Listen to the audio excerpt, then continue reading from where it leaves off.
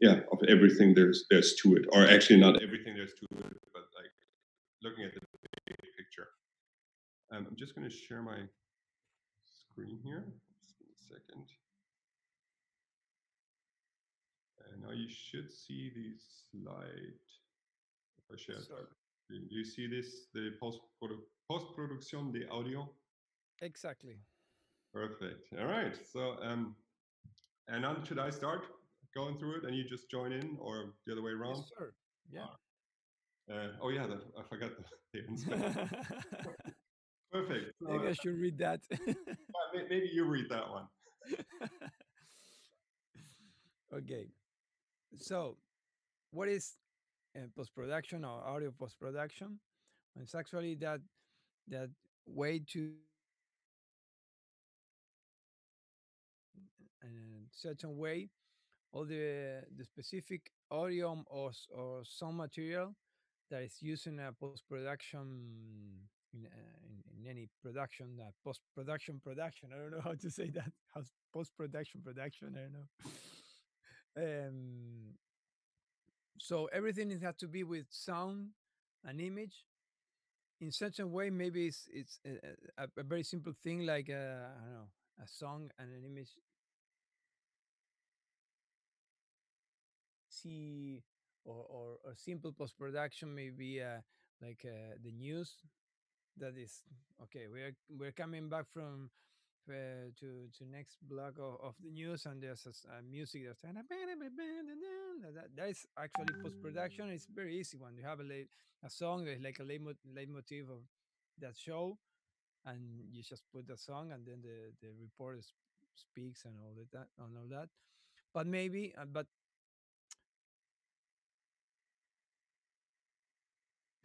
but also in post production, if you're, for example, in I don't know, in a film, you may have 200, 300, 500 tracks of audio working in the same session. So maybe a little tricky and a little bit, I don't know. Um, I have like I always say that there are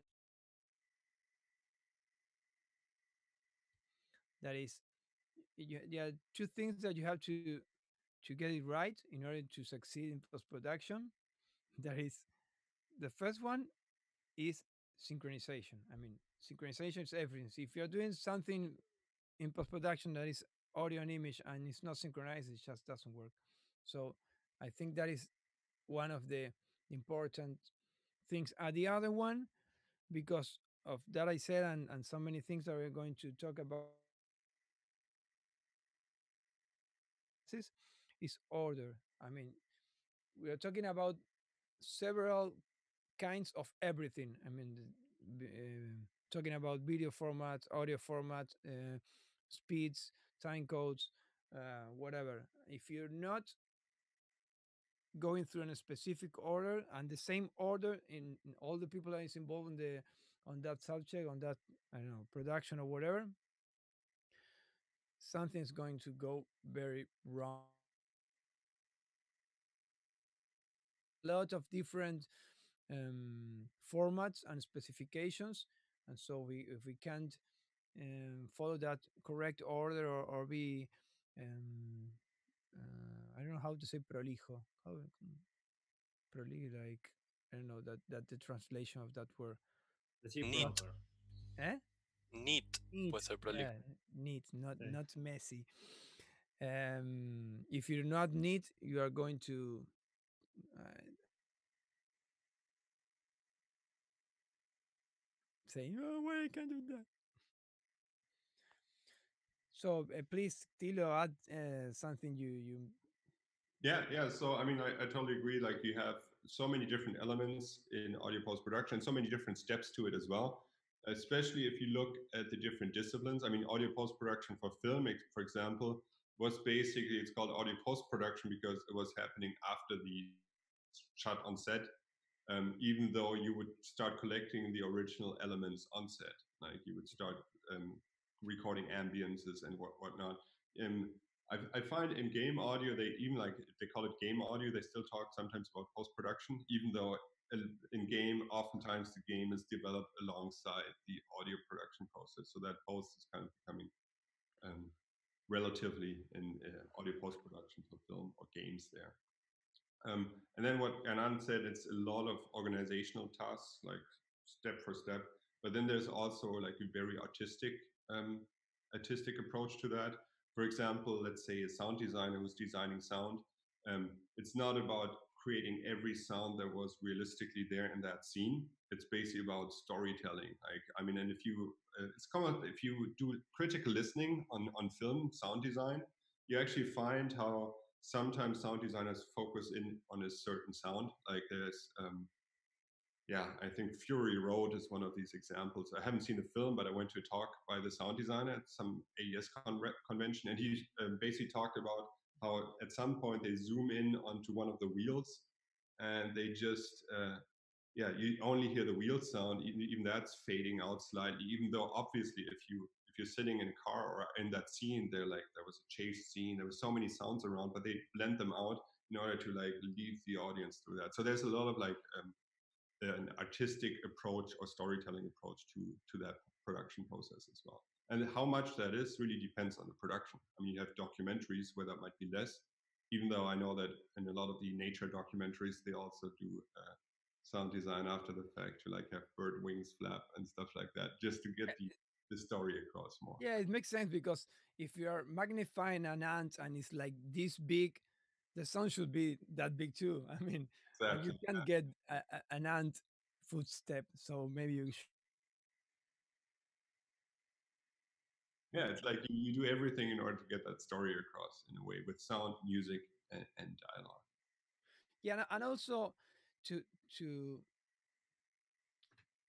yeah, I mean, there are when you're dealing with just music, you make a composition and it works and you like it. But we are dealing with music, for example, music for a film. The thing is that music should work for that film. It happened to me in music for a movie, and when I mean, for example, a guitar player he was playing an acoustic guitar, a very soft acoustic guitar, and it has some little sounds or little like um, I don't know details that they were a little bit off. The music, if you listen to the music and say the reference, the audio reference with the dialogue and everything, the music work great. And if we correct those, let's call it mistakes, and put it in the right way, it it just didn't work that good. Yeah, I mean, we are dealing with music, for example, in this case, music for audio. I mean, that is the it's important to get sound. We are dealing with sound for something else that is connected with something else and should work together. So we, as Tilo said, we have to tell a story, and sometimes the story complements the audio with the image. You don't have to do everything because our brain or our sensation or whatever is what we are feeling at that moment completes some stuff by itself. Yeah, exactly. Yeah, like one thing I always mention that a feature film I made in Canada was a small independent film by a colleague of mine.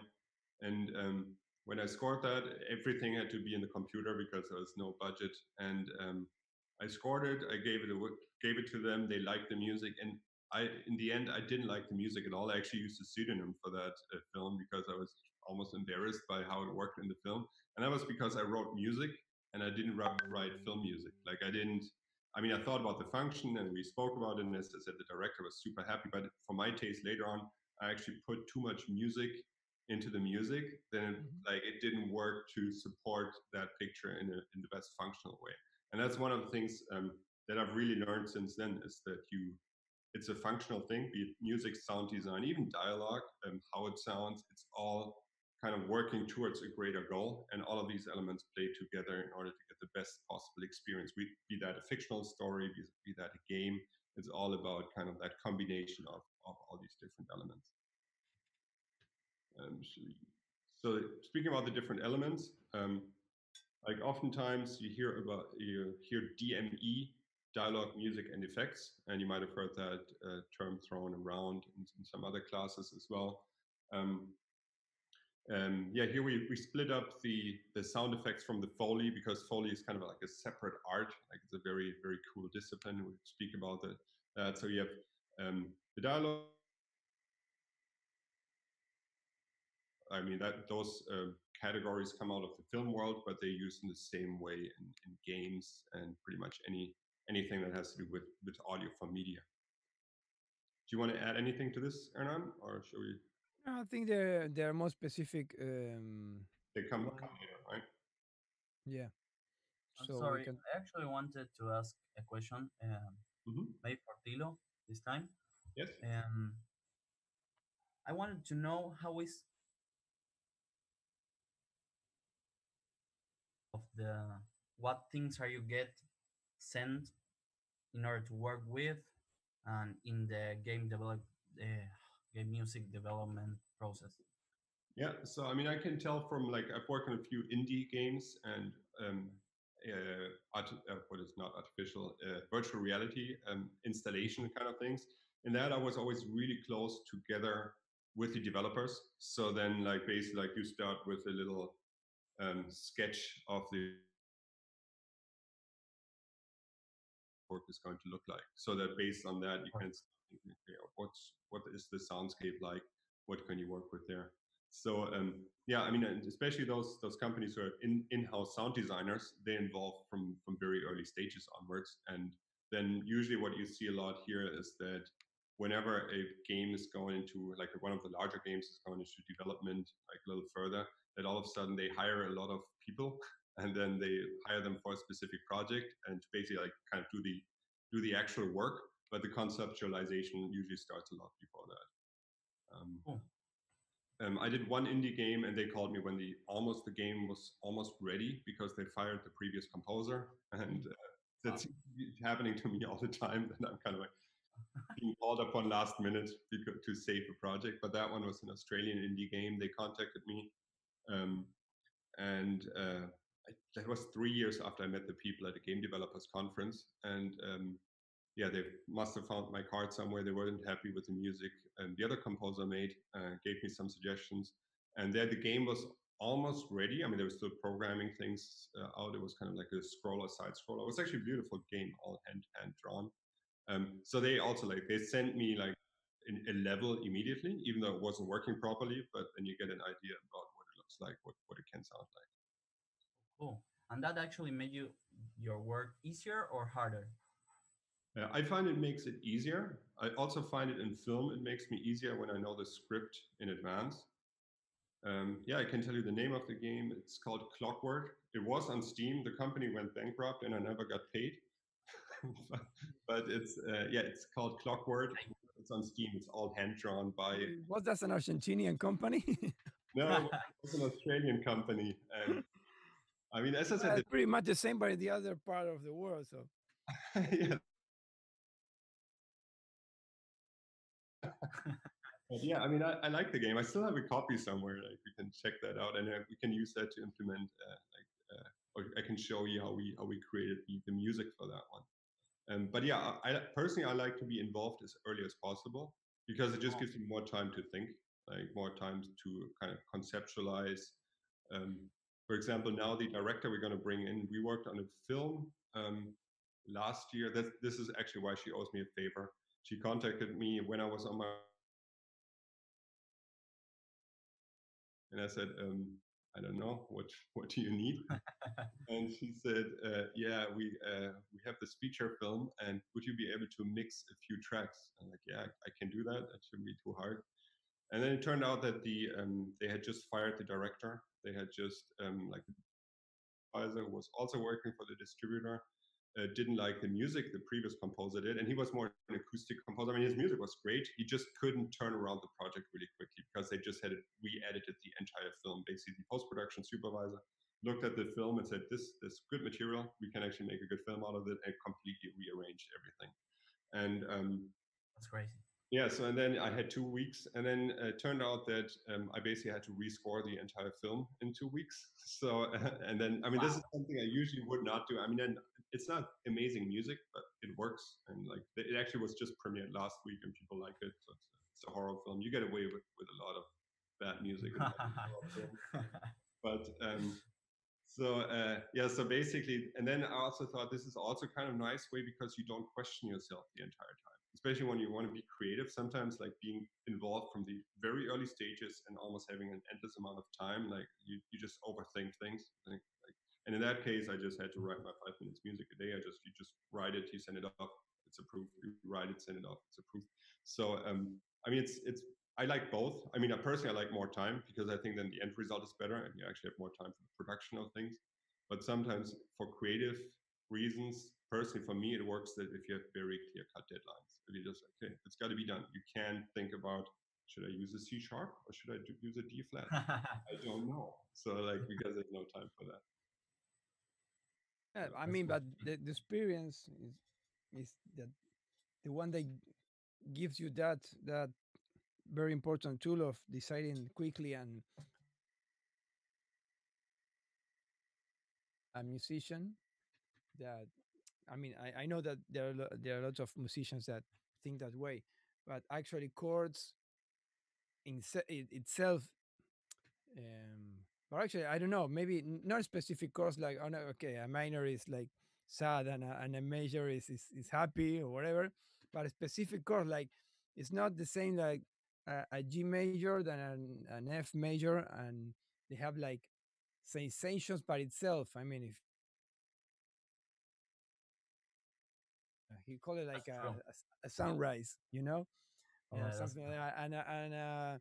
And a D major is like another thing, and it's actually in certain way that is true. Certain chords that have specific sensations, as there's an association with that. So we had the experience to work and deal with all the stuff. It makes your job easier. I mean, okay, he's sad. I know that this is my best sad chord or scale or whatever, and makes you work in a faster way, I think. yeah, totally. You can kind of like follow the recipes of certain chord progressions, and you actually hear that once you know them and you hear them in film music, like all the standard film music, they use the same chord progressions over and over again because that we associate that with a certain feeling or emotion, and that just Hmm. works. I mean, it's kind of like how we trained, and even like different timbres. We talk about a lot about that when we talk about the film music part of things. Hmm.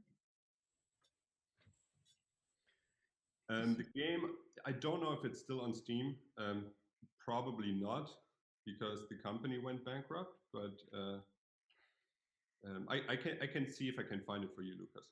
Like I do have it somewhere, and it might still be running on some OS. I don't know, but I think it was released 2016, 15, somewhere around that time. I think. Okay, thank you. Yeah, no problem. Yeah, I mean, as I said, I love the artwork of the game. It was all hand drawn. It's actually very pretty, and it had a pretty cool I have found a game named Lie of the Clockwork God, but that it's handmade, but I don't think that it's the one that work. Probably not. No, it's just. Oh, I've got to let someone in here.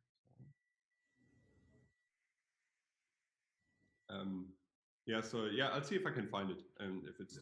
Okay, okay, thank you. I mean, I should actually play it again. I never played it all the way to the end.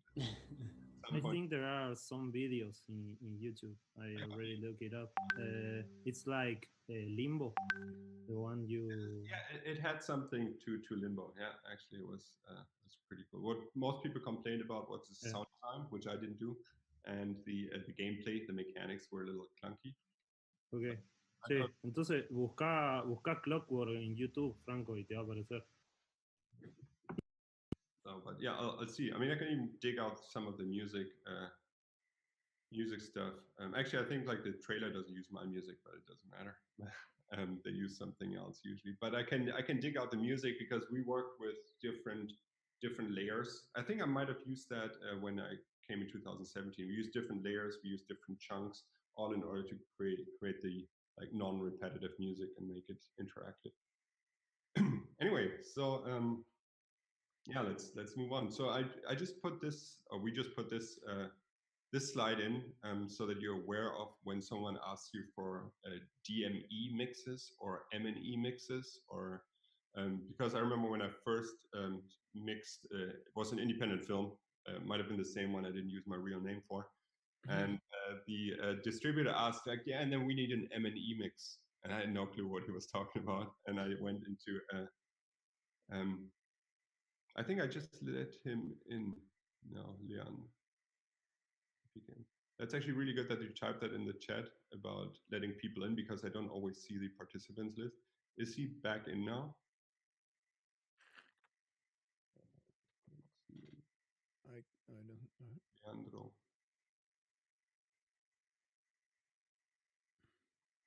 Yeah. Leandro, can you hear us? Oh yeah, there he is. Yeah. Mario, always say that because I don't always see the list of participants here when I share my screen. So if you see that, or if you know that someone wants to get back into the meeting, just let me know here. That's great.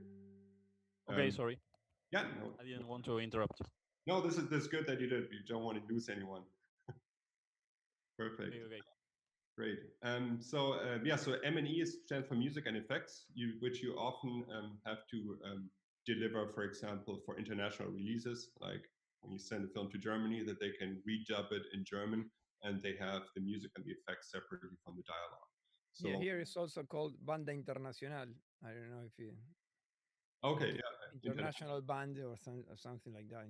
Exactly, yeah. So it's basically like you have dialogue, music, and effects, those three big categories. And that's what the DME stands for. And oftentimes you ask for an M&E mix or just a music mix or music and stems or whatever. But those are the three large categories. All right, then. Oh, someone, yeah. Juani, you have a question?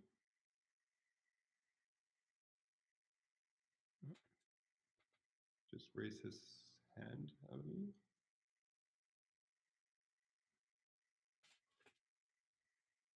I haven't seen that. Yeah. Let's see. I'm going to open this. Oh, maybe it was just stretching. Actually, that happens in the classroom too, right? Okay. Well, Oh, so yeah. Sorry, I want you. Yeah. Put something in the chat. Yeah. Go ahead. Okay, cool. Yeah. So you just wanted to put something in the chat. Yeah, just let us know if you have questions. Okay, so dialogue. Yeah, and then let me know when you want to take over. But dialogue is basically like you have the set dialogue on location, en location, I think. Yes, sir. So that's basically all the dialogue that is being recorded on set, often with a boom microphone. Oftentimes you have lavalier microphones. You might have some ambiences in the back, always depends on the production.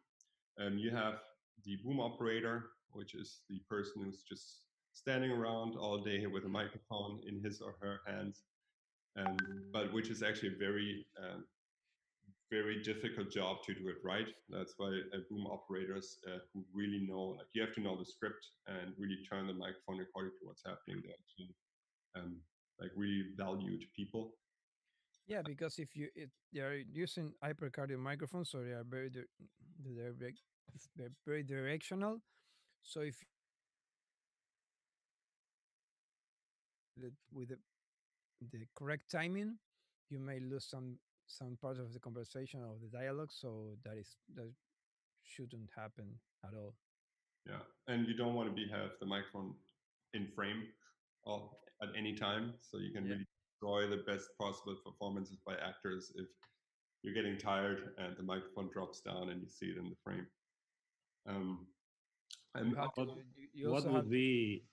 What would be ADR? the shoot. So like if you have the dialogue on set, ADR is automated dialogue replacement or sometimes additional dialogue. Okay. It's basically when the actors come back into the studio. Actually, I think we might have a slide for that, right? Or not? No. No, I don't think so. Oh, here it is, the picture. Yeah. So basically, that's when the actors come back into a studio and re-record the lines they said on here. For example, let's say this was this was a scene where they needed a helicopter right next to them for some odd reason, like because this guy looks very, but like very old. Probably by that time helicopters didn't exist. But let's say this was a whatever Interstellar Christopher Nolan kind of thing. So there was a helicopter here. So then we would need then this poor guy would not have a chance of recording anything the actor would be saying in that scene because the helicopter would be making noise so much that he can't record that. And this would then be a case for re-recording that dialogue in a safe acoustic environment back in the studio. Yeah, so sometimes they call it also additional dialogue recording. If there's something they didn't say, if they change the script or something and say, okay, we will re-record this line in order to make people understand what the story is all about. And this is something once you start listening to these, you frequently hear that happening on, like it's so obvious, like then someone turns around and you don't see their mouth and all of a sudden you hear this voice where you're like, whose voice was that? Oh yeah, that was that guy's voice, but probably recorded not on set. Yeah. Or sometimes when you're in maybe you have a very close scene, and then the camera opens in a very big or huge open scene, and the actor is and you, if you pay attention there, sometimes those very open scenes that you can put a microphone anywhere, sometimes you can feel or hear that. Mm-hmm. Yeah, and ADR is also, for example, for the German market, that's also called ADR, when they basically have voice actors speaking over the lip movement of American actors when they translate it into German. That's also here what we call doblajes. Like dubbing, right? Yeah. Oh, sorry, So yeah, and that's I did one, I think a week in an ADR studio in Germany, working on some DreamWorks stuff. It was super exciting because it's factory work. Like they have to hammer out 20 lines of dialogue in an hour or more. I think like we went up to 40 in between because the voice actors get paid per line. They don't want to do like many takes, and it's basically like go to the next, go to the next, go to the next. They have their own systems for it. It was exciting for me for like 2 days because I learned all the equipment, and then at some point it was factory work. Because you just have director, a voice acting director, good voice actors. It was very very cool, but it's basically recording mono voice for a week. And but then on the other hand, like in certain countries, that's a very steady job because those jobs in Germany they're not going to disappear. They with Amazon, Netflix, all producing more and more content, all of that needs to be translated and into the different parts of the world. And if it's also an art, like there are people who are really direct in, or like first of all, it's a voice actor, where you place the microphones, how you record it in order to really make it come from the mouth, as they always say. Like it should not feel as like a separate element that was added to the film, but it's like somehow making it work. So that's ADR. So, oops. Or if this guy messes up, go into ADR as well, but then he's probably going to be in trouble from the director. I have a question. Mm-hmm.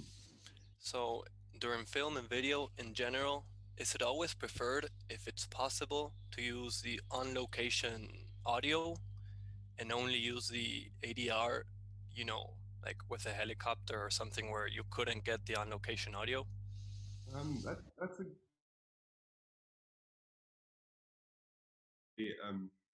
often prefer that because first of all, it's a lot less work down the pipeline and cost involved as well. And you have the perspective of the film often too, like of the camera, because like if the camera is further away, you might be a little bit further away too. But I'm pretty sure that there are also directors out there who prefer the very clear cut dialogue that was recorded in the studio. I don't know what your experiences are. Yeah, it's pretty much about the director to have the original take as much as they can, and there are that they want to replace everything. So it depends. It depends. It really depends on the director point of view. Um, the I mean, it's sometimes it's also it's not easy for some actors to do to make a correct ADR because maybe we are rolling an action the same thing but in a studio. Like it's really hard for some actors to get in the character again in a studio and make the impression of the character. So sometimes it's a little bit tricky or hard for some actors to do it. So if you can if you can have that from the scene, most of the time it's better, but it depends. Well, thank you. And it's also, for example, like a while ago, if you, I mean, Isotope RX might even be able to get the helicopter out these days because they're constantly improving their software. So what used to be not usable a while ago, like people are probably are able to now with like advanced software to denoise it and still use that dialogue. And this is another thing you hear, like even on like big budget Netflix shows or whatever, like you often hear when the voice actor, like when you hear the voice coming in, that there's a noise floor coming in as well. Like they start speaking, and because it's gated and everything, like there's just under that line there's noise. Yeah. So that's another thing that you will probably start noticing once we're talking about that, and you will never enjoy watching films as much as you did before this class. And I Yeah, apologize. we're going to ruin your lives actually. Yeah. But there, for example, once do you remember the show called Lost? Actually, that was recording in a beach, and there was a lot of noise in some of the dialogues, and they added some background noise in order to I don't know, mask a little bit all the stuff. The verse is once I made the test of listening to the original the English sound. Um,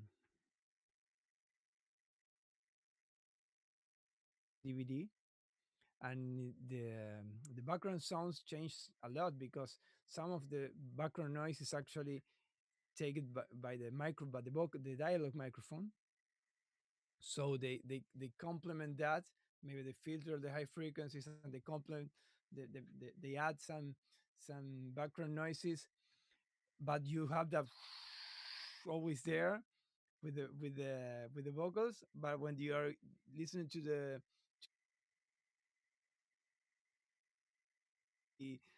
sounds and all the, the high frequencies and all and nothing of that low frequency rumble that you have in the original dialogues.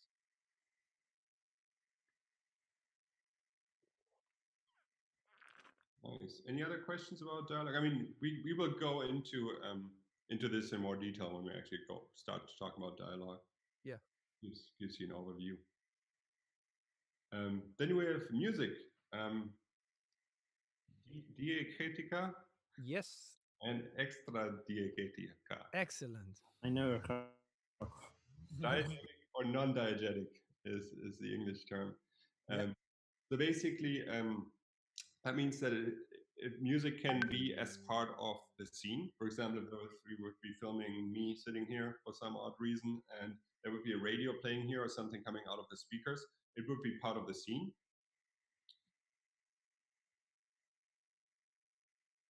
Where like the usual kind of film music we usually have. So that's basically like the underscore to create a certain mood and I know. Yeah, you can think about diegetic or diegetica as an actor, and extra diegetic is like narrator. Yeah, that's actually a really good way of To make a comparison about that. Nice. compare Actually, those I both remember, I words. remember that. That's a great way of explaining it. Cool. I remember that a while ago, like everything that was the actor paid more royalties. I don't know if that's still the case actually. So like a lot of composers also wanted to write the music that would be playing in the scene. Yeah. I don't know if that's still like, because like usually on cue sheets, we talk about cue sheets as well. You specify what kind of music it is, if it's part of Mhm. it, if it's background music or if it's theme music, and then based on that, depending on which performing rights agency you're a member of, they pay out different percentages, things like that. But yeah, those are the main categories: the diegetic and non-diegetic music. What can music be used for? Like thinking about like the diegetic as an actor. Like if music is playing in the back of a radio, how could you do that? What could you do with that storytelling wise? Does anyone have any ideas? I still don't understand how music relates to uh, the example already told by Hernan. And I can't imagine it still. Oh, I understood that diegetic has to do with the author, the the actor. I mean, Yeah, it's actually. extra, yes. Yeah, yeah. Continue, please. And extra diegetic with the narrator, but I don't know how that translates to music. okay. So yeah, so imagine like diegetic music comes from the scene itself.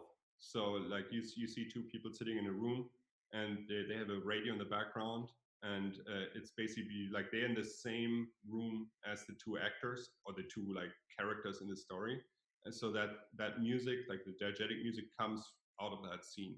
While if the actors couldn't hear the music, like the typical film music, let's say you have these two actors there, there's no sound coming out of the radio, but the film composer wrote a background score, like an underscore to that, then it's non-diegetic. That means that the people in the scene, the characters, wouldn't be able to hear that music. Sí, o sea, I sent a little, I'll say it in Spanish. A few, add a few compliments. Suponete que están, la escena arranca con una radio y dos personas sentadas escuchando una radio, una tele, o están en el supermercado. Es música que están escuchando los actores en la escena, ¿se entiende? Claro. Como que es música que está interactuando con los actores en la escena. Esa es la diegética. La extradiegética es la música que está acompañando, no sé, si estás en una escena de pelea, y todo así, que no están los actores con altoparlante en los medievales escuchando música Sí, mientras sí. se están pegando espadazos, digo. Esa es la diferencia, digamos. Okay, thank you. I said almost the same thing. Music in there. Yeah.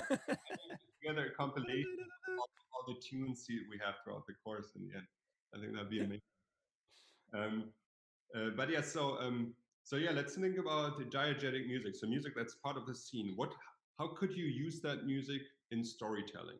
Like any ideas about what that music could convey that might not be easily identifiable from a scene of two people talking, for example? Like feelings, for example. I don't know. Feelings, yeah, feelings is often related to non-diegetic music. That's what like the composer should put into that scene, because let's say because like you wouldn't hear their feelings on the radio, for example. Yeah. So I feel like maybe it can be used to establish like a time period and maybe a place. Like many movies, I feel like if they want to let you know that it's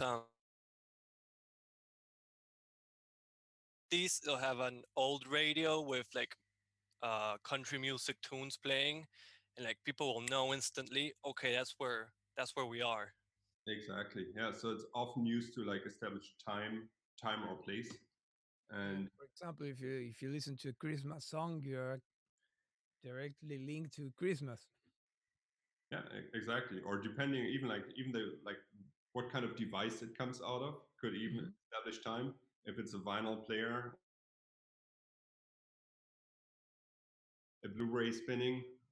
If you see Spotify stream, that's basically like establishing time, but also how the music sounds and what kind of music is played usually establishes time too. Time and place too, because an American country song in the 60s probably wouldn't be running somewhere else on Japanese TV in the 70s, right? I mean, maybe, I don't know. Could very well be, but basically, like, you get the idea of where it can draw you in. And then Franco also said any form of reacting, and that's a very good one because like you can, like, people in the scene can react to the music they hear. Like they could start dancing, they could start talking about the music, like it's part of that scene. And then the extra diegetic music or the non-diegetic music, what could that be used for? And we already touched on that. Yes, feelings, as we said. Yeah, feelings, atmosphere. Yeah. It can also be used for, I mean, it also is often used to have references to the time and the place as well. I know, for example, a lot of Hollywood composers like using certain Chinese instruments when the score or when the story is taking place in Asia, even though like that often doesn't have anything like realistically to do with Chinese music because they also have to translate that to a different market. But they often use these references in their music in order to give that score a particular sound that puts us right in that place, right in the time period. And also to help maybe to understand the what the actor or the character is feeling, for example, yeah, exactly. like Just yeah, with sorry. a motif or something like that. Yeah, everything that you don't see subtle way be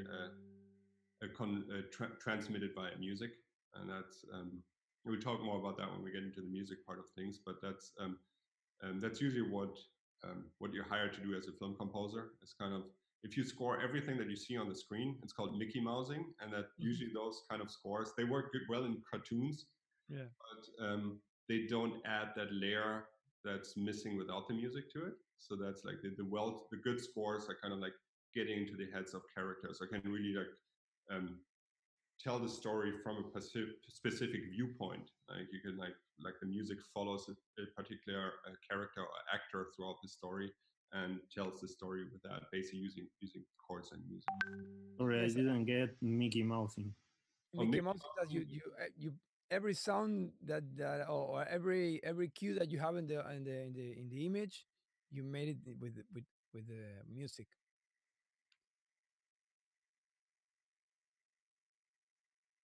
Everything music with the image also is like the, I think that is what you mean with Mickey Mousing. Yeah, exactly. So basically, like it's in composing or like in film terms, that's called hit points. You have too many hit points. Basically, any action you see is going to have some representation of the music. That could be a percussive sound, that could be a swell, and then it's getting that cartoony kind of character where everything you see is Pink Panther, Tom and Jerry, and all that.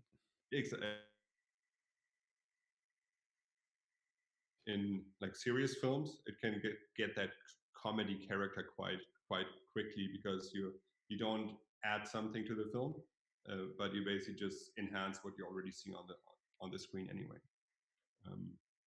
In some smaller films, I've also been asked to help the actors, like some of the first independent films where the acting wasn't that good, and then you hide that in a specific way by putting music underneath and bringing music up in a certain moment, kind of like to just help that performance of the actors too. Yeah, I always use as an example if you want to watch it in Star Wars, for example, the one that Anakin Skywalker turned into Darth Vader. There's a pretty good transition between the the leitmotif of the Jedi's and the leitmotif of the of Darth Vader. So into another in a very I don't know, like line time lapse way, very I don't know how to say it. It's like um smooth way. So it's helping you to understand that this guy is going through his mind. I mean, he's going through something, and you understand it because of the music you're listening to. Yeah. Whenever, for example, in cartoons, character makes something like raises his hand or something like that, and it comes a sound afterwards or before, that would be Mickey Mousing. I don't Yeah. know if I'm getting. That's Mickey Mousing, that everything like you see has some kind of reaction just before or after in the music. Yeah, and I mean we'll talk more about that when we get to music. Like there's also, if you think about like a film is hundreds or thousands of different edits together, and music kind of smoothens that out. Like sound does that in general. Like it basically helps selling a selection of short video clips in order to make that one. You can also change like the perceived time with music depending on if it's slow or fast music.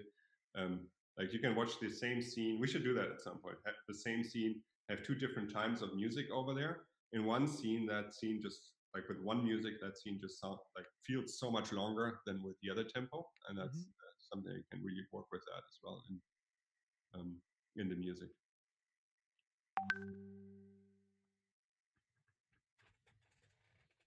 Yes, yeah, that's a great example too, like in Lord of the Rings.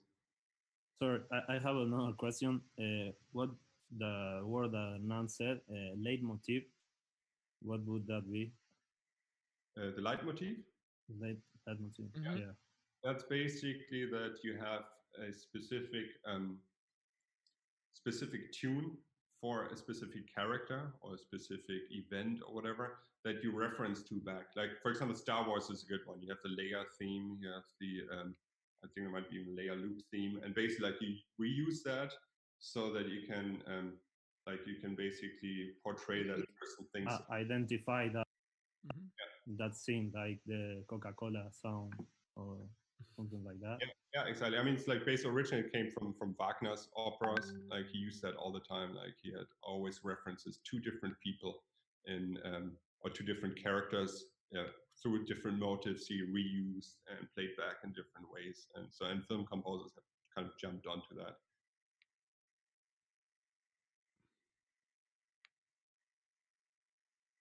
Hope you know this. If not, that's a great.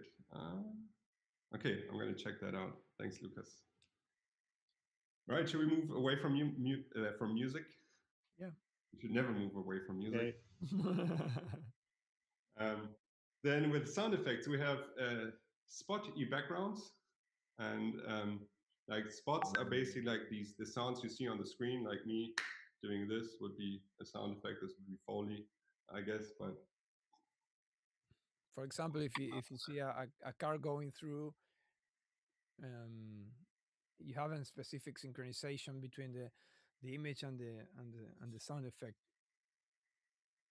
Yeah, exactly. And this is also very important for game audio at some point too, because you have those sound effects that are localized in sound that might be playing a role for gameplay, like those which are important to where they come from and when they come from, when they come.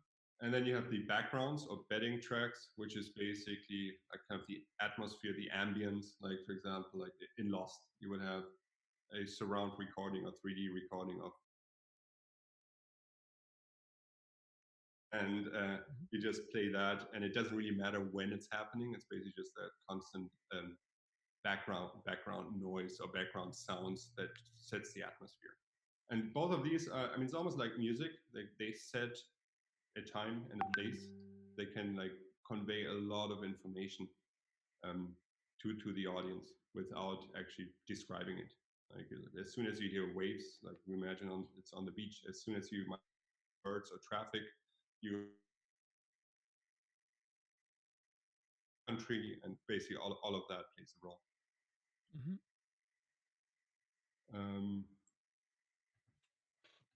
And then we have the kind of the special category of Foley, and some of you might have heard of that. I think Jack Foley was his name, the inventor of this, right? We basically re-recorded certain sounds in an exaggerated way, performing live. That's like my best explanation of Foley. That's probably more scientific way of describing it. It's basically you have Foley artists who would perform certain sounds. They often have like playgrounds like what you see here, and they watch the film or certain scenes, and they just redo what you see on screen. And I mean, most often Foley is associated with footsteps. For example, these guys are recording the footsteps for this particular scene there, and it's a yeah, I mean, it's an art form. Like those good Foley artists, they analyze a scene, and like with the tools they have in the studio, they can almost perform all these sounds live, and also in an exaggerated way. Like oftentimes, I mean, this is one of the things about film audio. It's always it's not often realistic if you think about it. I mean, what Anand said earlier, if you have an ant walking, like we won't hear ant footsteps, but they're kind of expected. Whenever you see a dog running through a frame on a film, that dog is going to make some kind of noise. If a reality, I mean, our neighbors have dogs, they barely make noise. They just walk around. They're just being dogs. But if that dog was in a film, it's almost expected that that dog at least is going to bark quickly or briefly or do something like that. So, then all of that, like the exaggerated stuff, like in Foley, they often do more than we would hear in reality in order to get that story across too. Yeah. Everyone is just don't know how to drive or whatever. They can't just drive properly. That's true. Yeah. Very true. Though actually, I get a lot of these here. Like there's an intersection here, and people like drive film style. I have no idea. It's crazy. All right. So yeah, that's Foley. Um, and then let's go into the history. And I'm just going to take over because he knows more about that than I do. Yeah. And you let me know when I take slides. Yeah. Okay. We're gonna. This is like a timeline, evolution timeline of let's we start with movie that it was the first approach to this. Before this 1927, all the movies were without an synchronized sound. It was just mute. It's called mute movies in English. Mute movies. I don't know how it's With silent movies. There it is. Silent movies. Silent movies. So the first movie that actually have a synchronized um, dialogues and music recorded was this Just Singer in 1927. And the machine that reproduced that was the Vitaphone or Vitaphone or whatever is the pronunciation. That is actually synchronizing a disc and an LP with use the projector. I mean, so there we have the disc at the left, a very let's say it's not that. We're talking about 1927, so the materials were not that good. So if you see there, it's a number of times of played, and it had just 20. So maybe it should break after that or during that. Um,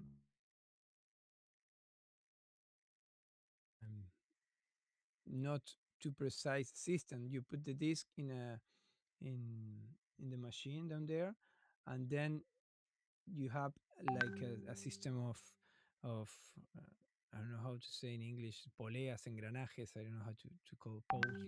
I don't what is the English translation for that. And they just run at the same speed or the related speed gears. There it is.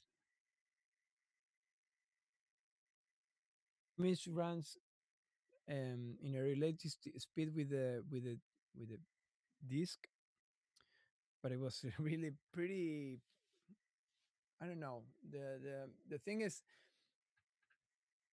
there's a guy who had to put the arm of the disc there, so that is the first synchronization issue that is not actually that precise.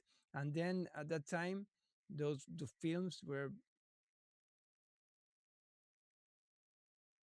just lost some frames between and one reproduction and the other one. So they cut the film and they put it together with a tape. Um, but the disc, you can do that on the disc. So they had like a speed regulation, that they speed up or slow down the disc in order to synchronize with the with the image. So it should be very it's something weird. So this was the first approach. I mean, for that time, imagine that you have haven't ever seen a movie with dialogues, and this is the first time that everybody could do that. So it was very basic, and maybe it's not very high quality system, but for the time it was like a because 3 years later they just recorded everything, image and video, and image and audio um, in the same tape. I don't know. It's like a. Have you see it there on the right? That is the frame, and at the left of that frame there's like a mountains. Okay, that is the waveform. So they have an optical system. You have a microphone that I'm going to say it in a very basic way. You have a microphone. That microphone is going to a preamp. That preamp is going to an amplifier, and instead of putting a speaker, you put a bulb. So it's going to respond to the pressure variations that is capturing the microphone. So it's going to light more or less. And if you have um,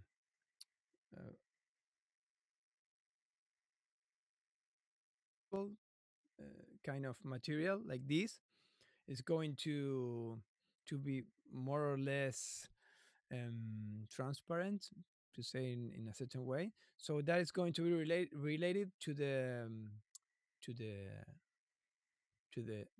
sound pressure variations. So it's recording on the same tape. Okay, then when you record that in the other way, you just put let's put another wall. Okay. You put it in front of the tape, and then you put a photo sensor on the other side. So the variations on the light that is capturing is going to be related to the original ones that you recorded. So basically, is that way. I'm going to say it a little bit in Spanish the same to arrange a little bit more the ideas para que se entienda un poco mejor. Básicamente es un material fotosensible que es el ponían una señal que venía desde el micrófono, una señal eléctrica que prendía y apagaba un poquito, o sea, iba variando según las variaciones de presión. Eso se iba grabando en el material fotosensible, eso se revelaba y después quedaba con esa información proporcional, que se hacía el proceso contrario. Se ponía una lámpara fija que fuera a través del material ya revelado, y del otro lado un fotosensor. El fotosensor lo que hacía era capturar esas variaciones que dejaba esa transparencia, variaciones, y generaba una señal eléctrica correspondiente, que después se terminaba haciendo una señal electroacústica cuando salía por el parlante, ¿sí? Lo cual, la gran ventaja que tenía era que era el mismo material, mismo sistema, el que estaba guardando todo. Y si se perdían cuadros, se perdían tanto en la imagen como en el audio, con lo cual siempre estaba en sincro, ¿sí? Si se cortaba y se perdía, pero no perdía en sincro, y la calidad era bastante mejor que la que venía en el beat. Em, bastante tiempo. Actually, they used this system from the 30s to the 40s, and then they changed to the magnetic, um, the magnetic tape. They added a magnetic tape to the film, so they can use more than a channel, because the other system was just one channel, because it was too noisy to make more channels, and there was no technology to deal with that.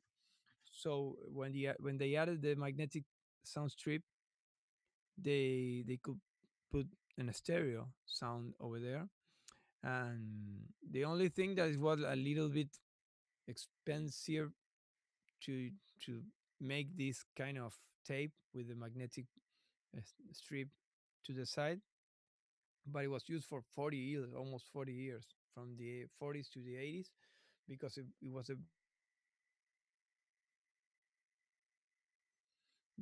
the first movie that used this system was Fantasia, Walt Disney, that they call it the Fantasound, but it's actually a stereo. It was a left, center, right, but it's the system they used it the first time, but it's actually the beginning of the stereo at movies. So this movie, if you haven't seen it, you can see it. It's like a very so there started the stereo in film. You can go to the next. There's a lot of Mickey Mousing in Fantasia as well. Yeah, tons of Mickey Mouse.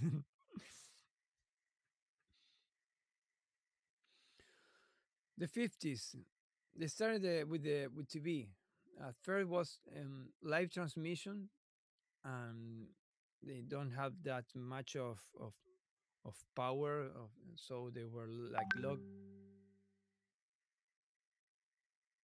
and just live. They didn't have the way to record that to reproduce it again, like we have now, or they have later in the years. So it started in a live transmission. So they figured a way to record that a couple of years later. Ah, no, I think there's another. Please go to the next slide. Yeah, because in 53 they created this format that it was NTSC.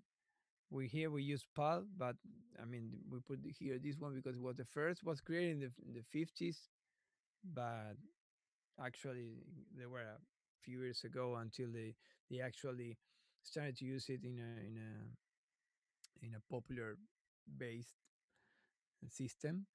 So, but these were the first approach to the color transmissions. That is National Television Society. I don't remember the exactly the what it meant, that National Television Society or whatever. So I'm going to find it out and tell you what was that. And then yeah, at the 56, they invented the videotape recorder that actually could record the video, the TV that we were doing live. It's a pretty good invention for the industry because they can record a one show and send it all over the country with the same show, so they can make more money with the same with the same show that they were just locally based at first. And then of course it was used to record and have a registry of everything what's going on there. But it was because of that the massive, I mean the shows, they became massive. Yeah, massive, because they could take those tapes and send them to different places and reproduce them there and use it, um, uh, and take a lot more worth of that production. Next one. Yeah, 75. Mm, They started to use the RS, that is a one of I think it's the first. I don't know if the first, but one of the first surround systems. I don't know, Tilo, if you have know of another system that came. It's probably the first, I would say. I mean, there was Quad. Quad was around the same time, but not. Yeah. So that system is actually a coded um, for the right. Then the information of the low frequency is sent that to a sub, and then you have a surround that is only one channel, that is a surround information that is pretty limited in frequency and the things you can use there because it deals with phase. So if you listen to that in stereo, you should lost or something may sound a little bit weird.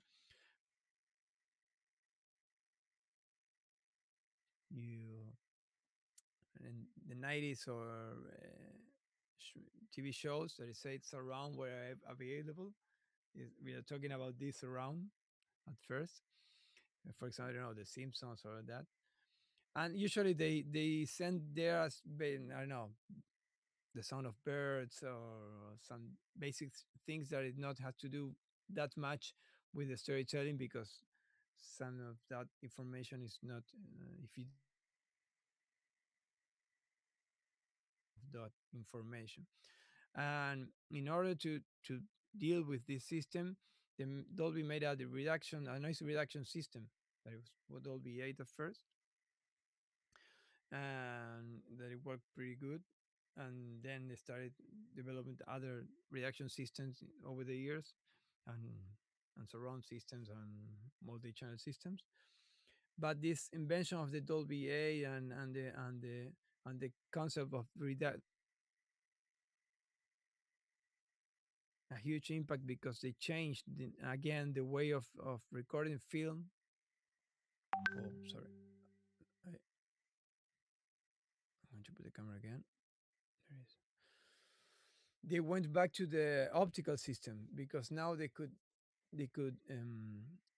get rid of the noise of that system that is a little bit noisy, and they can get rid of the magnetic strip that they have to put in the tape. So they in movies and in theaters, but this time with no noise. I mean, with the noise reduction and in stereo. So that was pretty much from the 80s. Actually, the analog systems, the last analog system that can handle I don't know, DTS or Dolby Digital or other sound systems, they can manage this stereo film, the original, used as a backup always. Once it happened to me in a movie. And I was watching a movie, and then the sound all of a sudden just changed a lot from the 5.1 system that we are listening to. Like it's, it's changed in a weird way, and that was the system. What the digital system failed, so automatically the machine turned into the analog backup system. That is the analog stereo mix, and then changed again to the the thing is, for example, if you I don't know, if you find a reel of a movie made in the 85 and you put in a machine that is the last film machine you can find, it's going to reproduce that analog because it is in the same place and it's using the same format, the analog audio format. I don't know if you want to add something about this, Tito. Okay. They started to use digital systems. So the first digital systems were linear systems that you have a tape, for example, that you have to when you go from one point to another, you have to follow that um, timeline. So that was actually linear system means. Um, one of the big advances, I don't know if that is the correct word, but let's gonna use it. That were made in the middle 80s was that to use it on location recording. Before that, they were used a machine called the Nagra, that is or Nagra, how to pronounce that. That is actually an analog 1/4 inch recorder that has preamps that have works with batteries, but that it was the standard.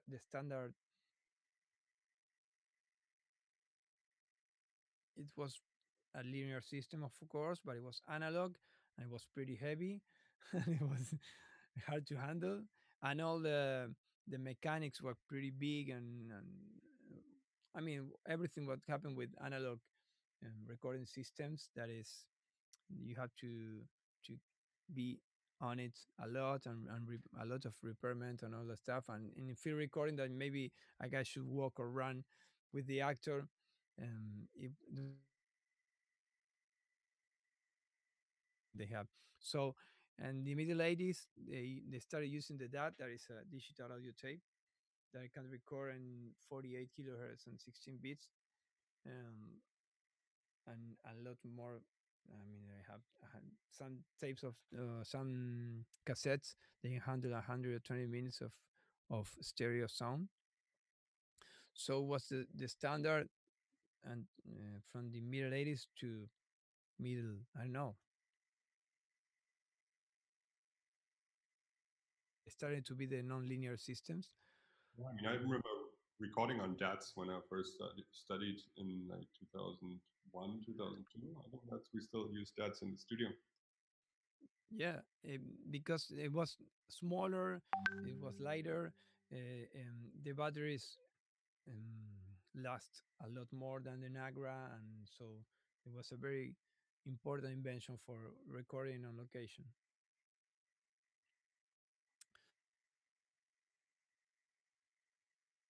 The 90s, middle 90s, um, and here it was like a big concept change, because to that time everything was linear, audio and video and film, everything was linear, and the editing system was a linear editing system. So you had to, or you had to cut, or you had to move to another tape with a specific um, gear, and with the computer and the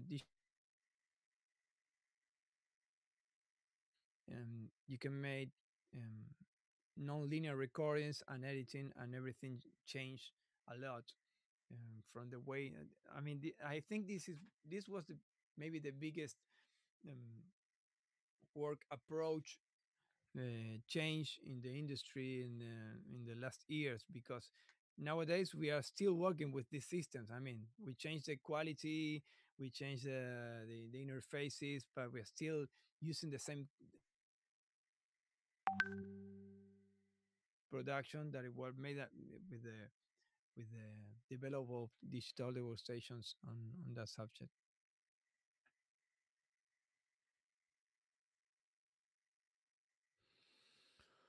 92. Here is the 5.1 system. The first one was the Dolby Digital. We're actually talking about 5 full range speakers arranged in the left center. That is for low frequency effects. Um, that also can handle it depends on the system you are using. It can handle the low frequencies if you use the base management, and you can leave the satellites with smaller speakers, because you're dealing with the low frequency information with that subwoofer. So it's like it actually like it's like an MP3. So it has so it's not the best quality, um, but it's what it is. Then a year later, DTS used the same concept. I mean, 5.1, same distribution, but it was a different relation rate, the relation compression rate, and a different way of, of manage the digital information. The Dolby Digital, for example, in film, in the film itself, but the DTS has like a time code strip, and that is synchronized to a CD that has the audio information. So if you want to change the I don't know the language, you just change the CD, and you have the language in DTS. I mean, after the other language you can the CD, and then you have the different um, post production for each language. In Dolby, you have to make a new film tape actually, because it's in the same tape, the information, the audio information. Then the Blu-ray came here. It wasn't that big of a big success, the Blu-ray, but Tilo, I mean, it's still the best way to watch a movie in terms of quality, audio and video quality. But it's hard to find um, Blu-ray today, movies in Blu-ray, or actually somebody who has a Blu-ray player. I don't have one. Yeah, I use the PlayStation actually. I'll do Yeah, Blu-ray. Well, I think, and that's I think what pushed the Blu-ray in certain markets too is what that PlayStation supported. Um, but I don't know if the new ones still do actually. I don't know. So, but yeah, I mean the new one's going to come out soon, and they're going to like apparently support Dolby Atmos things and 3D stuff, and we'll see where that goes. And some of you also, we spoke about that yesterday too. Is uh, the DVD before the Blu-ray, right? Which um, still around. I mean, like here in certain supermarkets, you can still buy DVDs. And there was also the I think HD DVD. I don't know if anyone remembers that one, which was I think it was called HD DVD, which was basically like growing alongside the Blu-ray. And at some point, I think um, The Blu-ray certain won the battle. sorry. The Blu-ray won the battle.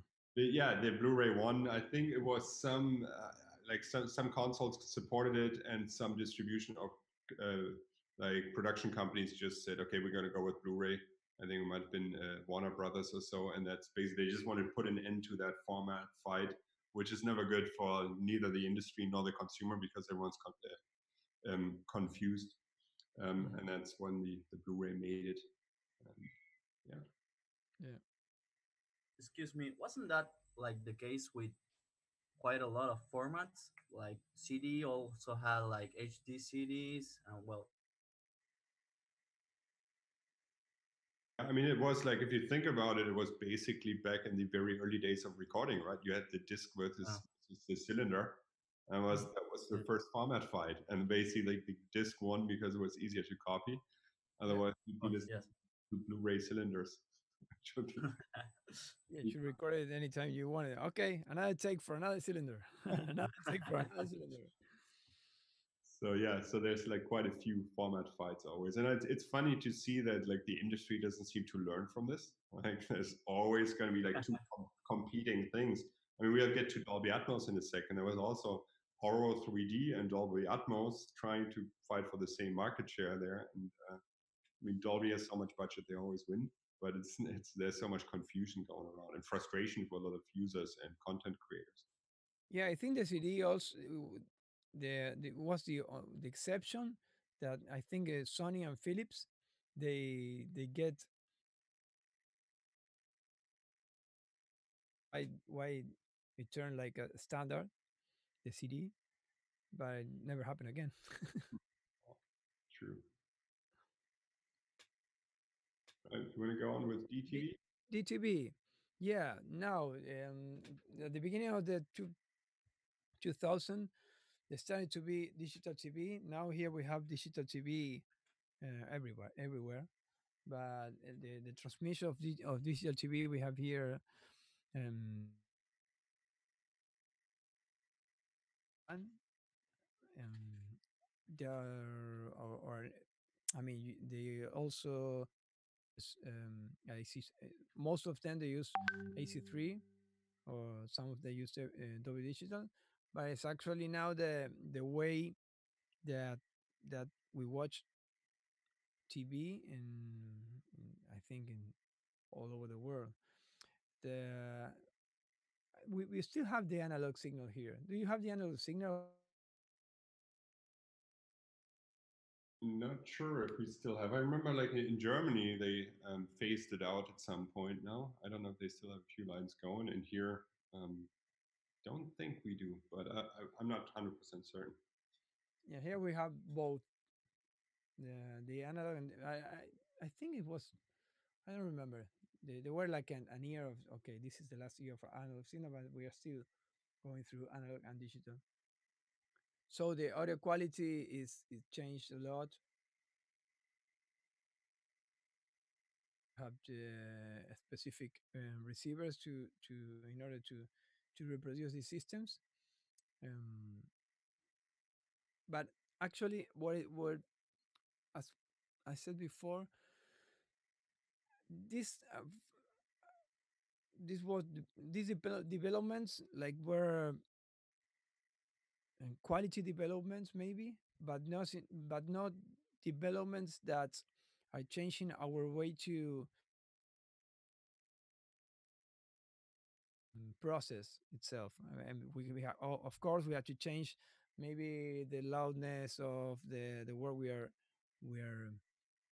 delivering or the format, but not the way we we we actually go through the process of the post production. It's pretty much the same in analog and digital TV, and then in the way we manage the post production. Of course, there are changes, but there are a system change actually, a whole system change, but adaptations of that where we used to work.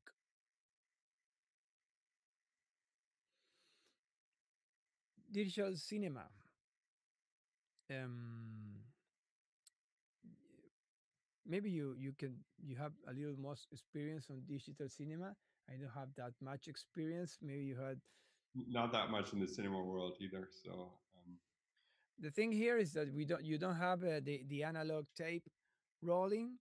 You have like a projector, a big one, and the audio is delivered in formats that are not compressed anymore. There's no need because you have like non-linear system that can handle all that information.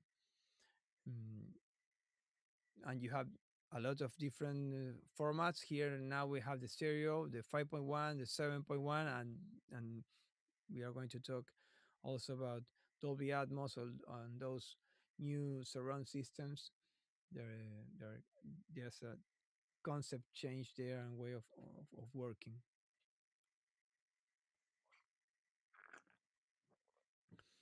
Okay, here we have the streaming. Everybody now is watching movies through one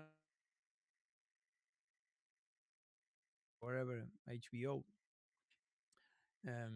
This is, I think, this is the new standard for movies, um, and now more than ever because of the COVID. Now we can't go to theaters, so this is the new standard. So we have to deal with this new standard. That is something that is weird because it's not quality development. It's like the opposite. You had to make in a very basic format because of the connection rates and all that stuff. So we had to go like 3 or 4 steps back in quality in order to get into the format and the system. yeah, in streaming, like this is also like it's a convenience thing, as you said, right? It's like to get it out there. It's basically the medium that's changing. Instead of having a physical copy of the disc, it's basically that you stream it somewhere. And for the user, it's also that it's not, you don't own that product anymore, but you usually like sign up for a subscription. Mhm. And then you basically have the rights to watch all of these things, but as soon as you cancel the subscription, it's gone. And that's also like, for me, that's quite a large difference in terms of like a Blu-ray, for example. Like in 20 years, I find my PlayStation 3, see if it still works, and I could still rewatch that Blu-ray. If I'm not a Netflix a subscriber anymore, like that would be gone. But then it's also like probably cheaper than buying all the Blu-rays. And what I like about the streaming services for film, they actually become the new production companies. I mean, you've seen that with Netflix, for example. They produce more than other traditional production companies, where basically the money they get from the streaming services, they actually use to create new content in order to be attractive to subscribers again, which I wish in the music world, Spotify and Tidal would be doing a lot more, because that would be, they kind of become the new record companies that way. Yeah, the title is Spotify is, I don't know. I I don't know the way they are thinking. The, the thing is, they think that they are the owners, and they don't realize that actually they are there because of music, and Yeah, not in the other way. So handle the situation in a good way. I mean, maybe they can do this for a couple more years, but I think that if they don't change the way they are thinking about music and composers and art, they're going to drown. yeah, there was a very questionable interview with the CEO of Spotify a couple of weeks ago, who Ah, basically yeah, he said that you should make more music if you want to to earn more money. What? that did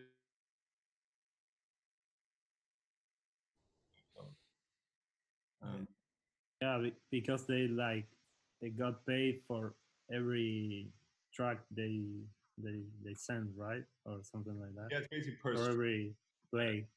Yeah, it's per stream, so you can, like, the more you have there, and then basically how the algorithms are, but basically you get a certain percentage or cent amount per stream, and it's very little. It's ridiculous. Like, even if you, I mean, they had some numbers on there what people would make from streaming, even if you have a million streams, it's very little.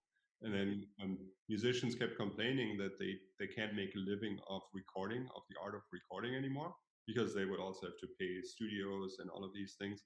And then basically the CEO, I don't know exactly what he said. He said something along the lines like, you can't expect to record an album every 3 years and live yeah, off that, or something. Basically saying, produce more music and you'll be fine. Instead of like looking at the problem that basically music is devalued so much these days.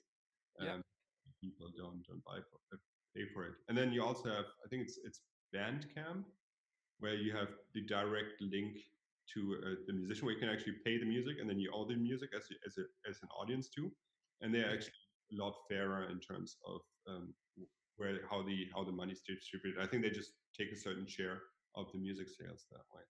So yeah, yeah, we'll see where that fight is going. It's definitely interesting. yeah. We'll see. Maybe you should take this. Yeah. You So have a basically, little, lot more experience with that beat. yeah, so basically, like, I mean, we've seen that we went from mono to stereo to surround with one speaker to 5.1. And then at some point, people realized, oh, we should probably do something with height speakers as well, getting that 3D image as well, which actually started a bit before. There was Werner Dabringhaus did some 2+2+2 recordings. I don't know if you've heard his name, I think in German, for a German label, where he had two speakers here, two speakers up there, and basically instead of distributing them around the listener using height information. And then yeah, at some point companies started pushing onto that market, basically adding more speakers, starting first with the theater share, and then trying to get into the home market too. There was a company called Oro Technologies. I don't know if you remember that from Galaxy Mm, Studios, Wilfried van Balen and what's his brother's name? They started this company and they were all over the place, like 3D audio. They had receivers, um, but basically, like, that was in the beginning, that was still what's called channel based. For a mix in Oro back then, you would basically deliver like up to 11.1 or 13.1 channels, individual channels, basically like that was your mix. And then Dolby Atmos came with an object based approach, which is basically instead of 11 or 13 tracks anymore. You would deliver usually what's called a bedding track. That might be 7.1, 7.1.2 or something like that, which is steady. And then you would have audio objects, object-based encoded, and these audio objects would have metadata where it should be played back in the playback environment, which makes it backwards compatible, because in the system on the listener's end basically sees, okay, we have a 5.1 system here, we have this audio object, we're going to decode it so that it's going to be played back at a specific location. if a person has stereo or a 9.1 system or whatever, it would also read that and say, okay, we can actually use the height speaker, so it's going to be played back there. So it's basically like it's happening. The spatialization happens at the decoder on the other side. So that's kind of like what also changed the mixing workflow a bit more, because it's not that you deliver like the several mixes, 5.1 in stereo or whatever, but you actually mix, like you deliver bedding tracks and the different audio objects.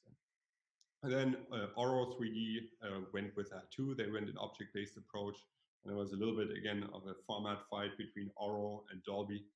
And I mean, Dolby has more budget than a small independent company out of Belgium. Actually, I heard that they had a Chinese investor at some point, and apparently they have a lot of theaters in the Asian market now. But I haven't heard from them for quite some time. In the beginning, all 3D systems were Oro Technologies or Oro 3D, and then Dolby stepped in and went very quickly. And then they also said like the object-based approach is very new. But if you think about game audio, their objects have been around for quite some time. Like they've always worked that way, that you had the sound object with metadata and they would be decoded based on how the player is turning around. And now this is basically like, that's basically, I mean, it's a steady film now, but it's still like it leaves more options at the decoding end for whichever playback system you're using in that case. And oh, we're already there. So we are, I mean, then I think Gravity might have been one of the first very successful Dolby Atmos 3D films. Yeah, I think. So also where the music was all around. And yeah, I mean, we speak more about Dolby Atmos when we go into spatial audio and the different systems out there.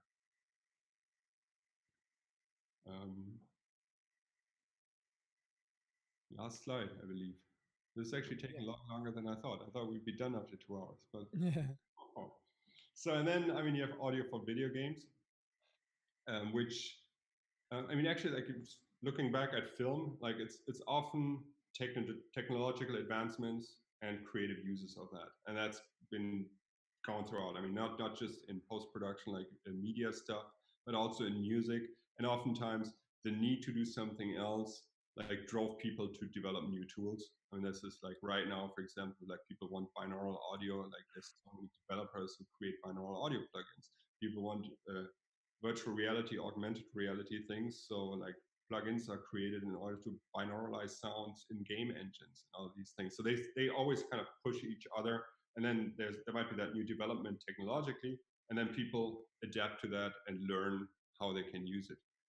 I don't know if you listen to some of the early music recordings for surround, they were horrible because like, people just throw something in the back which didn't make any sense, because people got used to like oh, we have rear speakers now, yeah, let's throw something in there, and then it didn't make any artistic sense. It was just distracting. And I mean, I think people learned a little bit from that. So that's like 3D stuff is also, it's not as terrible, but there's a lot of mixes where you have a guitar flying over you where it's like, yeah, it's just great that we can do it, but it's terrible. It doesn't get to me. So like, and then people learn with that, experiment, and then we go ahead. And I think the video game industry is pushing a lot of things a lot faster because it's a relatively young industry, and they've always been that way. They worked along a long film, and there was like sometimes small departments of certain film companies, like a few freaks put together in a room. Okay, you're our game department now, do something, and they had to work with like just a few chips to create some sounds, and always had to be really creative and adapting technology to do what they needed the technology to do. And yeah, and that's why like the game audio is like, even though it was a lot later, like developed a lot later, obviously, it's kind of like really pushing a lot of technological advancements these days, I find. And now you get into like, which like accelerates, for example, 3D audio, binaural audio even more than it would have without this world. And yesterday I mentioned to Anand like that gamers are also those people who adapt technology a lot faster. And the typical example is like if you know where a sound comes from, and that gives you like 0.5 milliseconds an advantage of shooting your Counter-Strike opponent sooner than he shoots you, they're probably going to adapt that I new want technology. that. So like anything that helps reacting faster and transmitting. Yes, I saw one plugin from Google that's called Resonance Audio. I think that it works with voice also. Yep. And it's like you said, you can uh, create surround sound the way you want in your house. Even you don't need a team of people to do that, an expert team or something like that. Yeah, and I think that's where the future of 3D audio lies as well. It's going to be headphone 3D, because not everyone is as crazy as me putting speakers all around them in their living room, which should be living room and not a composition studio. But yeah, and then there are also, like, if you look into virtual reality, augmented reality, there's not just the traditional games that we know from console games. There's also experiences, like people walking through a city, getting, based on where they are, location-based information, soundscapes onto their headphones, and kind of like these experiences that enhance the actual life. And there's a lot of different applications for that I can't even think of yet. And at some point, someone's going to say, okay, actually, let's for training people, like virtual reality, augmented reality in certain situations is a pretty big deal already. And there's where the spatial audio and the audio information is very important, and adaptive audio, that it changes around based on what happens. Great. Yeah. Did I forget anything for the introduction? No, I think everything is covered. So, yeah, are there any questions? Una pregunta, comentario. We're going to upload this we are talking about to the drive, and I'll send you today or at least tomorrow the link and the information about that. So everything is going to be there to take a look, and you can ask any question you want from here to the next class. Is that Fallout, the game? I don't know. La pusiste vos, pusiste una imagen. Sí.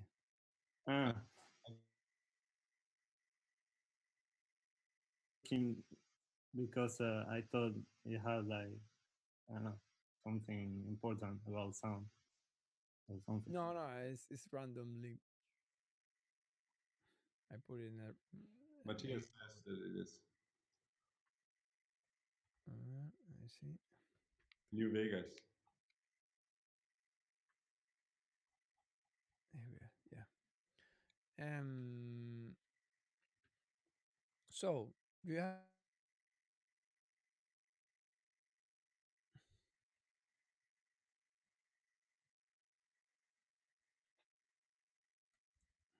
Bien.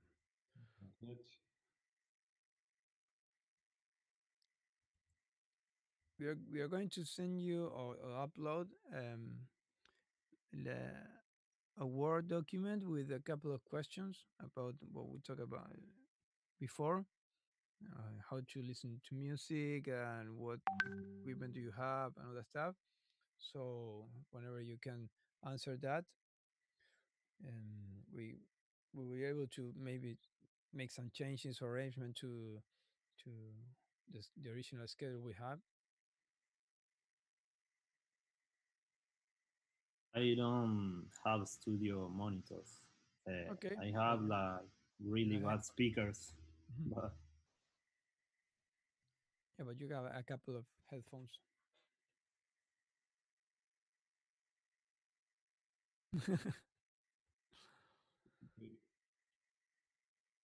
All right. Well, I think we I guess covered everything. we try out the break rooms next time. The breakout rooms. Break room nice too, like having different coffee groups or but yeah, we can try that out next time. Yeah, sure. I mean, I'm super excited for this course, and I'm very glad to be back and honored that Alejandro Bidondo asked me. Actually, when he gave me he sent me a WhatsApp message really late at night here, like, do you have 5 minutes over the summer? And I said, yeah, sure.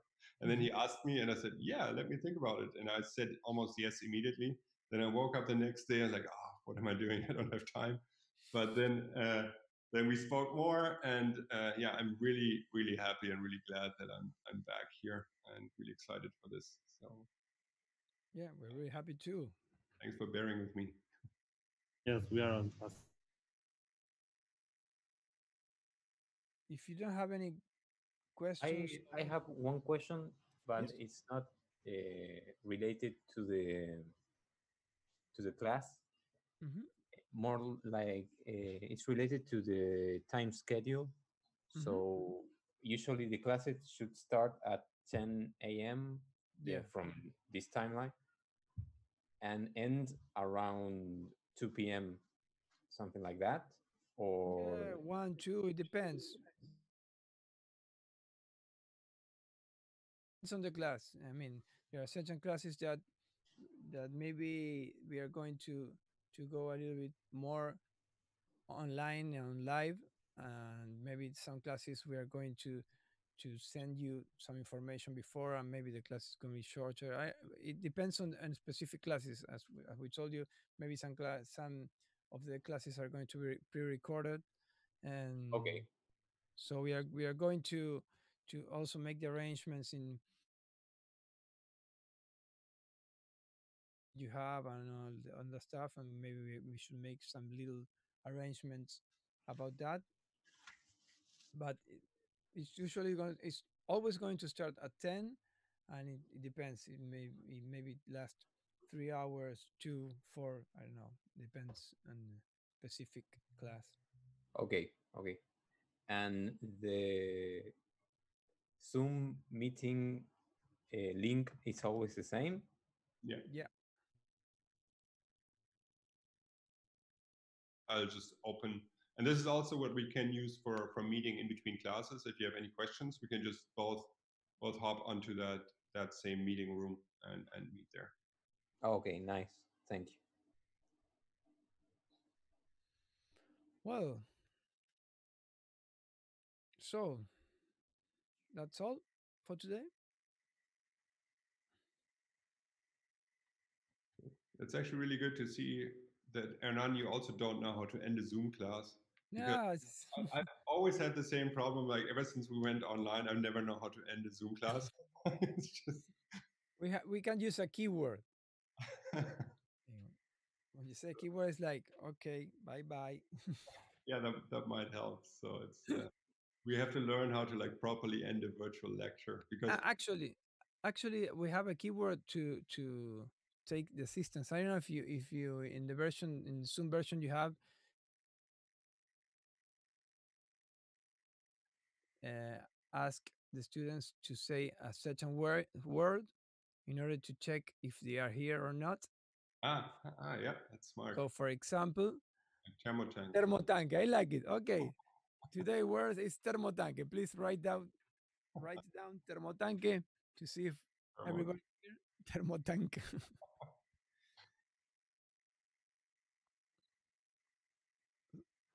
So now I can, if you're recording the our there and check if everybody is here. That's a good idea. Awesome. All right, really great to see everyone, or at least hear everyone. Yeah, Uh, and see a couple. and just be in touch whenever you need anything. Yeah. Bueno, gente, cualquier cosita nos avisan.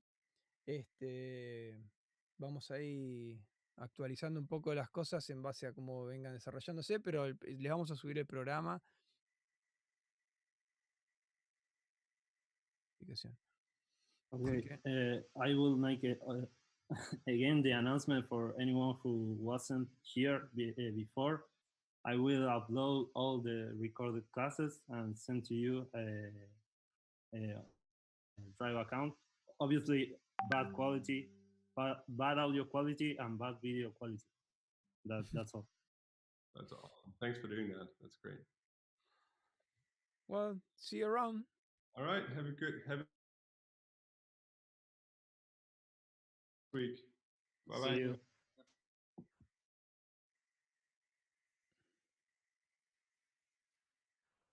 Te la arrancaste, Hernán, dando todo.